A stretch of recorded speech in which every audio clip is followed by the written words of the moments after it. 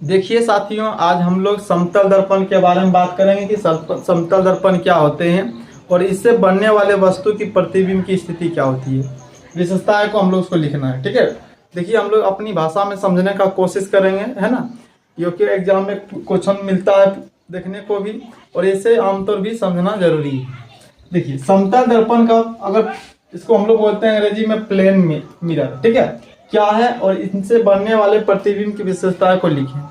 देखिए समतल दर्पण का अगर पहले परिभाषा अगर आप लोग को लिख दिया जाए तो क्या लिखेंगे कि समतल दर्पण किसे कहते हैं। देखिए हम लोग घर में जो शीशा उपयोग करते हैं, है ना, चेहरा देखने के लिए, तो वो समतल दर्पण होता है। और समतल दर्पण वैसा दर्पण को कहते हैं जिसकी परावर्तक सतह क्या होती है, समतल होती है, प्लेन होती है, ठीक है।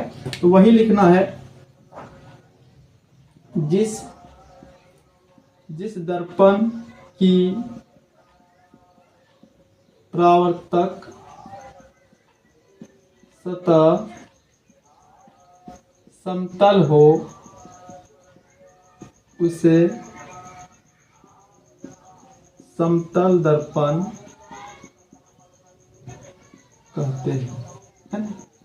देखिए परिभाषा बिल्कुल सिंपल है, क्या है कि जिस दर्पण की परावर्तक सतह उसको कहते हैं जिसमें हम लोग चेहरा देखते हैं, मेरा फेस उस पर पड़ता है, उसको परावर्तक सतह कहते हैं, है ना। उसको समतल दर्पण कहते हैं, अंग्रेजी में इसको प्लेन मिरर कहते हैं, ठीक है। अब इससे बनने वाला वस्तु की प्रतिबिंब की स्थिति क्या होगा, विशेषता क्या होगा, ये समझिएगा। अगर हम लोग समतल दर्पण के अगर आकृति में मान लो मेरा आकृति है ना, और समतल दर्पण में अगर बन रहा है तो देखिए पहला इसकी विशेषता लिखते हैं, ठीक है। यहाँ लिख देंगे कि समतल दर्पण से बनने वाली प्रतिबिंब की निम्नलिखित विशेषताएं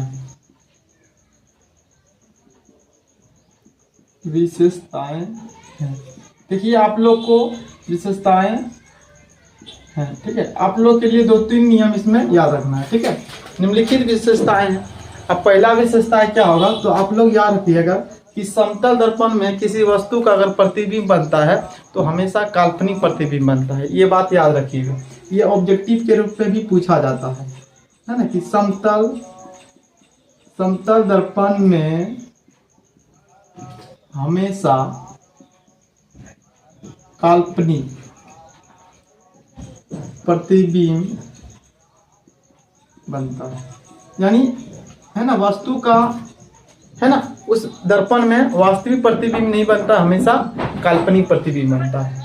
दूसरा पॉइंट क्या याद रखिएगा कि अगर आप समतल दर्पण के, है ना, निकट खड़े हैं, जितना दूर पर आप खड़े रहेंगे तो उस दर्पण में आपकी आकृति उतना दूर पर ही दिखेगा, है ना। कहने का मतलब हुआ कि आप समतल दर्पण में जितना दूर पर खड़े हैं, जैसे आप दर्पण को रख लेंगे, जितना अगर सीएम या दूरी में खड़ा होंगे तो दर्पण में भी उतना दूरी में आपका प्रतिबिंब दिखेगा, ठीक है। तो हम लोग कह सकते हैं तो जितना दूरी पर खड़ा रहेगा उसका प्रतिबिंब उतना ही दूरी पर बनता है। क्या समझा कि वस्तु जितना दूरी पर खड़ा रहेगा, ठीक है, कोई वस्तु समतल दर्पण में जितना दूरी पर खड़ा रहेगा उसका प्रतिबिंब उतना ही दूरी पर बनता है, ये इसका दूसरा नियम है।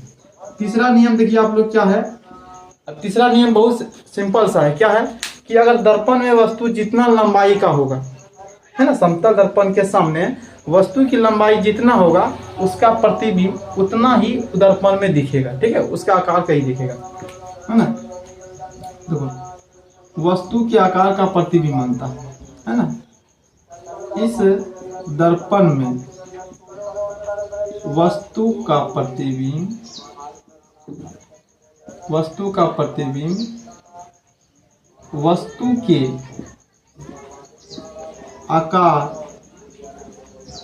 आकार का बनता है, ठीक है। देखिए वस्तु का देखो इस दर्पण में वस्तु का प्रतिबिंब में कर देते हैं थोड़ा।